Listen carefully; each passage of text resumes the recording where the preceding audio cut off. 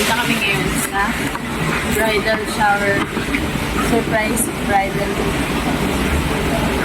So, isi-set up na natin ngayon yung ating design dito sa bahay niya. Napakagandang palasyo.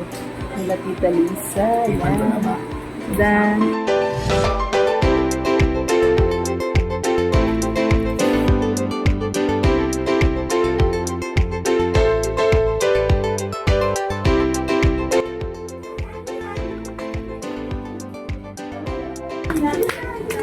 wow! Look at you! Outfit! Ay, Tito. Anda. Hello, Tito. Love! Dito si ano?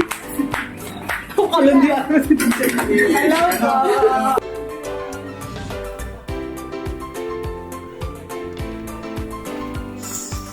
Surprise!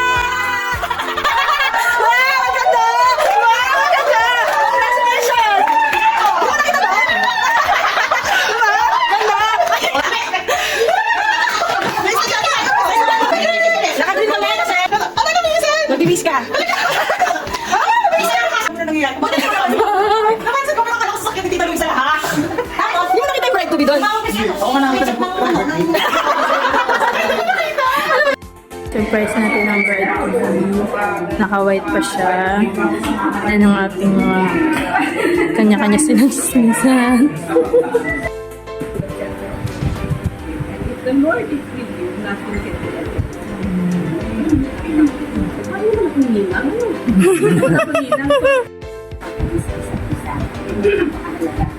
Prepared silang dalawa. Lalo na kasama lagi sa, di ba, nagde-devotion sila, ganito. Nawawala sa English yung communication. Minsan, ba, magkausap na kami. Para nakayong pastor na Panatilihin yung mga. Kasi yung pinag-pray ko kay God. Ayaw mo man sa gusto, maharapin mo talaga siya. Hashtag ang key kompleto kay Zai. Ayoko nga sana niya ni, ayoko sana nung hashtag na yon. But while I was listening to your messages kanina, doon ko na nakita na, okay, iba pala yung completeness na kasama siya. Okay, Ay, saka ako po kayo maglalala, mag-i-stay po ako sa Church of God dyan! Ako po, unang-una nagpapasalamat po ako sa inyo lahat. Kasi tinanggap niyo po ako kahit na nag-ibang church po ako. Kasi po, naramdaman ko po yung genuineness na, English kasi yun. Thank you, ma. Oh my God, dami ko talaga! Mag-aasya ko ka. Sa isip ko nagkakasal ka na. Sa amin dito.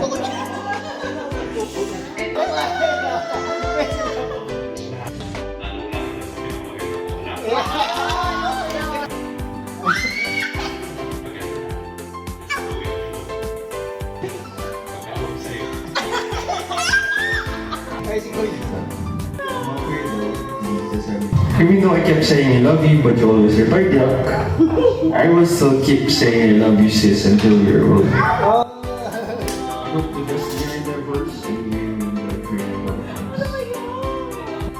Yay! Kuya!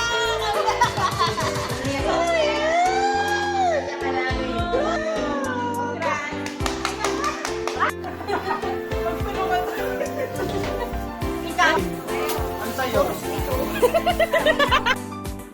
Oo, for example,